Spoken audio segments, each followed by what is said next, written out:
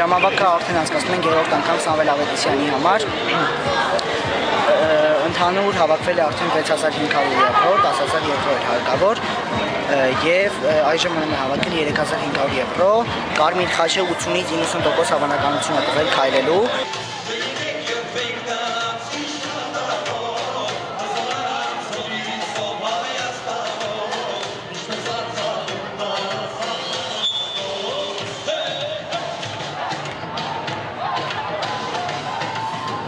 Սովենք էսի կլինի մեր վերջին դրամավակը։